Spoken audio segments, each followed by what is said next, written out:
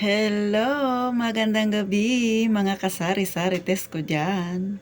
Kayo ba'y pagod na sa buong maghapon ng inyong pagbabantay sa inyong munting tindahan? Ako medyo inaantok na. Pero sige pa rin, mga may ilang minuto pa akong natitira bago magsara kasi 10 o'clock talaga ako nagsasara. So, itatanong ko lang kung kayo ba ay simula nung nag-business, may goal ba kayo para sa inyong tindahan? At kung kayo naman ay mga kagaya ko na dating empleyado, ano ang inyong goal bago kayo magkaroon ng tindahan? So, ako personally, na nanggaling sa pagiging empleyado noon, simple lang ang aking goal na makapag-ipon, magkaroon ng sariling negosyo. So, ngayon, nangyari na.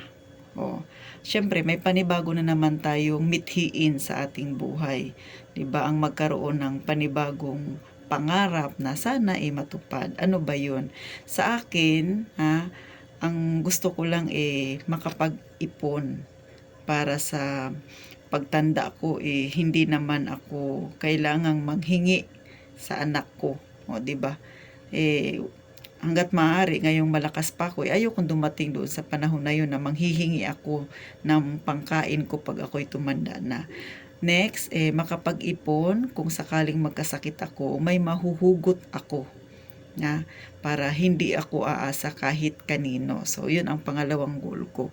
Yung pangatlong goal ko, mapatayuan ko na yung aking lupa ng boarding house. Dito sa amin sa Palawan, uso din yung boarding house, lalo na kami nasa lungsod kami, nasa Puerto Princesa. So, uso dito yung mga boarding house kasi syempre nandito yung maraming trabaho sa amin. So, kahit kwarto-kwarto lang.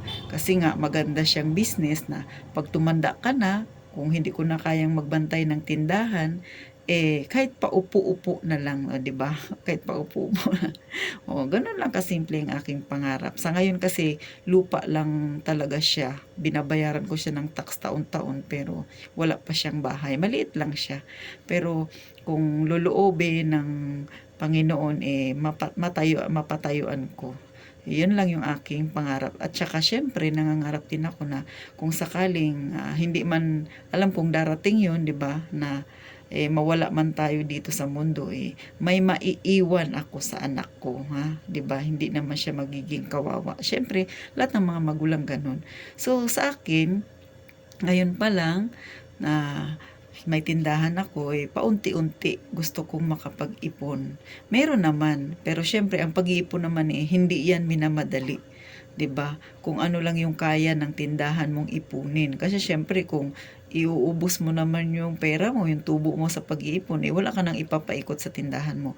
So ngayon, may mga ilang remembrance na ako na mga gamit na nanggaling sa aking tindahan. So yun ang pinaka-goal ko. Tsaka syempre taon-taon makapag-ipon ka, pang-renew mo ng lisensya. Yun ang aking goal sa aking tindahan. Hindi naman kalakihan, pero umaasa ako na sana mangyari yun. Di ba? Sa ngayon, paunti-unti muna. Syempre may target tayo na taon, hanggang kailan ba tayo. Hindi man natin alam kasi kung hanggang kailan lang tayo, pero at least may target tayong taon, di ba? O kayo ba mga kasari-sarites, may ganito rin na naiisip, 'di ba? Hindi lang kasi ngayon yung iniisip natin, 'di ba? Iisipin mo rin kung paano rin yung kinabukasan mo. Lalo na ako na isa lang yung anak ko.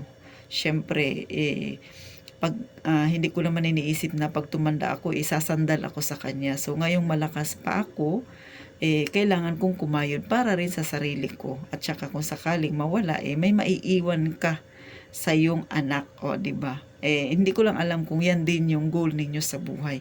Pero ako ganun lang kasimple ang aking goal sa aking buhay. Hindi na ako naghahangad ng masobra pa doon. Pero syempre kung mangyari ipagpasalamat natin. Pero sa ngayon, yung gusto kong goal yung makatotohanan. Di ba? Ayaw ko ng goal na suntok sa buwan. Kayo ba mga kasari-sarites, ano bang inyong goal Syempre, maliit lang yung aking tindahan. So, sa umpisa, mag-uumpisa ako sa maliit din. So, yun po ang aking pangarap na sana matupad. Pero yung tindahan ko, hindi ko na siya hinahangad na lumaki pa talaga ng husto. Kasi para sa akin, okay na ako sa ganitong maliit na tindahan kasi nga ako lang din mag-isa. Pinakabahay ko na ito. At kung may dadagdag pa ako sa aking paninda, pwede namang dagdag ko pa. May mga space pa naman dito na pwedeng paglagyan. So, depende na lang din yan sa pag-aayos ko ng aking paninda. So, kayo ba may ganito ring isipin para sa inyong magiging future kahit na may edad-edad na tayo? May maiiwan tayo sa ating mga anak kung sakaling mauna tayong umalis? O, di ba?